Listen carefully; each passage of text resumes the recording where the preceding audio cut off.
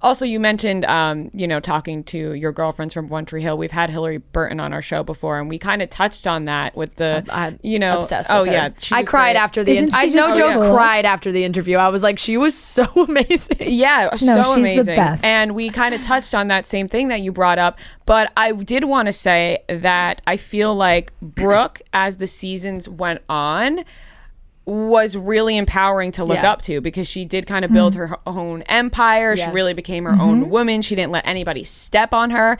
And I feel like watching that was really inspiring. Yeah. Even though, maybe the beginning seasons were like a little like, Brooke's in the back of the car getting naked or whatever. Oh, yeah. But, again. Yeah. We had some fights about that. But yeah, one of the things I really wear like a badge of honor is that my bosses were like, it's just so much easier to stop fighting with you about this. So we're just going to start steering this woman in a direction that will make you call us less about how it's inappropriate to behave this way. Like, okay. And it's funny because in the beginning, I couldn't relate to Brooke, but I had to love her. And by the end, I felt like I had a sister or something. There's so much about her that I loved, and so much about her that I think actually helped me find myself. She was bolder before I was. She never cared about her mistakes. For me, making a mistake is like, oh my God, it's failure. When you grow up with like a weird complex of perfectionism, the irony is that you're always failing because perfect is impossible, which is, again, the point of being a work in progress. Yep. And for me, there was something about looking back at this woman who was like, yeah, I made a mistake. Who cares? What does that have to do with my worth? Where I was like, oh, wow, that's a revolutionary idea. So I cherish her. And yeah, it's funny because I feel defensive of her, like in the way that if anyone comes for Hillary, I'm like, oh, you've made a grave mistake because now you have to deal with me. Yeah. Like, I feel the same way about Brooke Davis. And then I'm like, she's not a real person, but like, she's a real person to me. Yeah, no, the show was such a phenomenon and still is, because it reaches like a whole nother generation now with streaming services, and people fall in love with these characters all over again.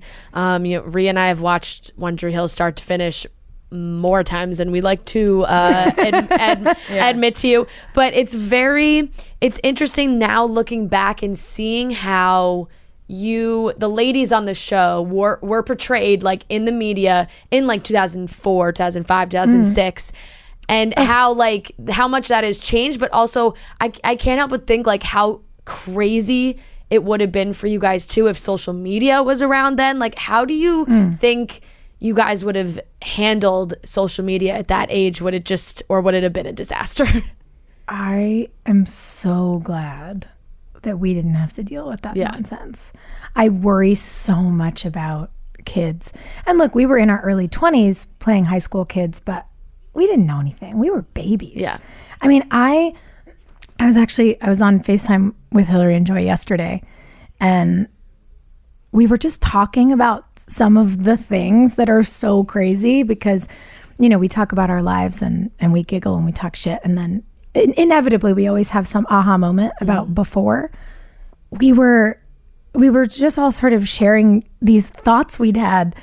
And I was like, you guys, it hit me the other day that when we started our show, I was only 3 years out of having grown up in an all-girls school where I wore a uniform. Yeah. Like, what? I knew nothing about dynamics, let alone high school dynamics between boys and girls, let alone being a cheerleader. Like, I didn't have any of that. Yeah. And Joy just about fell out of her chair. She was like, oh my God, like, it makes it even crazier that you were the one who had to play Brooke Davis, because like literally you had no idea what was happening. And we were just kind of cackling about it because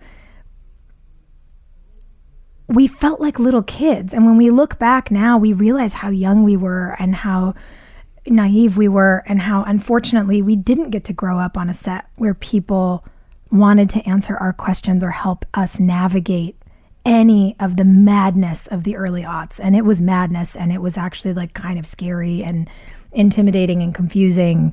And, you know, you would just be like thrown onto some carpet and everyone was like, smile. And you're like, oh my God, I can't, I'm smiling. And it looks cool, but on the inside, I'm dying. Yeah. I'm so scared. And I think about how intense it felt. And we didn't have to deal with Instagram or Twitter. Right. We didn't have to deal with, you know, troll farms and online haters and all of these things that are so hard to handle. Yeah, and I just Stan think accounts. yeah, like what is that? And I just think about how hard it was at 21 to feel like a grown up, and we didn't have to deal with that. So now I think about actual 16-year-olds being kids who are having to exist in this whole other two-dimensional online world, and it looks really real. So I guess I'm very grateful. I'm also a little sad for the young people that don't have the experience of growing up free of that and that pressure and that toxicity. And I think the one thing I would offer is like, please don't compare your insides to someone else's outsides. Instagram, all of that stuff, it's just a highlight reel, and it's not a real world. And I think we should absolutely gas people up, our friends and strangers, and celebrate their wins and be excited for them. And I think it's an incredible tool to share news and what's happening, you know, especially with movements and with how people are treated, you know, whether it's Black Lives Matter or Me Too. Social media has enabled these conversations, but I know it can also make people feel really small. And there's enough in our lives that makes us feel that way already. Yeah. So I hope we can offer ourselves a little bit of space to not lean on that so much. Yeah. I'm so glad we didn't have to, my God. I know. I mean, definitely the point of it being a highlight reel, it's like, even myself, I'll like post a selfie and then realize an hour earlier I was just crying hysterically. But then people see that selfie and they're like, oh, she's so happy and great. And it's like, meanwhile, I was bawling my eyes out an hour earlier and you didn't see any of that. So it's really just a highlight reel. And I really hope everybody gets that now, even though, like you said, the people growing up in it, it must be so hard. And I also would imagine, you mentioned you guys were in your early 20s when you were doing the show, but you were playing high school students. So you must have gotten treated like high school students on set. Yeah, that's really interesting. It was weird because in some ways we were treated like adults. We were really, you know, looking back on it, we can see the ways in which we were fetishized and you know, we had this sort of lens of adultification put over us, this idea that we were supposed to know everything and have answers and be ultimately professional when we didn't even know what the technical terms were. Right. It was like, get on your mark. And you're like, what are you talking about? What is a mark? What do you mean? Pulling focus. Like, what is that? Yeah. So we were expected to be these adults. And yet we were also looked at kind of as pawns, and we had grown-ups who we trusted, who now we understand were being really controlling and manipulative, who didn't want us to be close because they thought we would like band together and ask for more money. And it's like, what? It's just so weird. And those were not things we were aware of at the time. And there was, you know, there's the flip side. There was no social media where people were talking about this stuff and giving people advice and talking about figuring out if you were being paid equitably and all these things. We didn't have any of that. We were just in the dark. And then everyone was like, well, you know how to do this. And we all were like, yep, we totally, yep, we know. We're professionals. Yeah. Look at us. And on the inside, we were terrified. Yeah. So it's such a crazy thing to look back on, like so much joy and so much confusion all existing at the same time.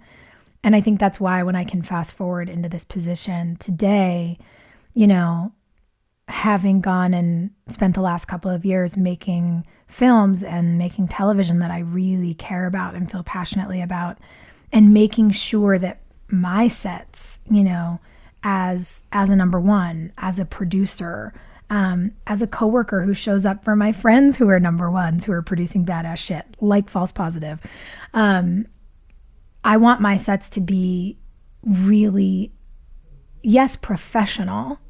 Like, we're not here to tolerate a bunch of dilly-dallying or bullshit, but we're also supposed to be really fun and expansive. I want sets that I work on to be places where people can ask any question and get it answered, where we can hold ourselves to a degree of excellence as a challenge, not as a threat. Yeah. And yeah, where it can just be fun. Like, my God. Yeah. We were in quarantine in Toronto shooting Good Sam, and we had so much fun. Yeah. Yeah. It was like weird, and it was scary, and it was a blast. And I'm just so proud of us because we created something really special. And the night we wrapped, of course, I was like sobbing like a baby. And I look up and, like, you know, guys on my crew are in tears, and everyone's hugging each other, and everyone is talking about what a great experience this has been. And that's the energy I want it to be, because I know what it feels like when it isn't.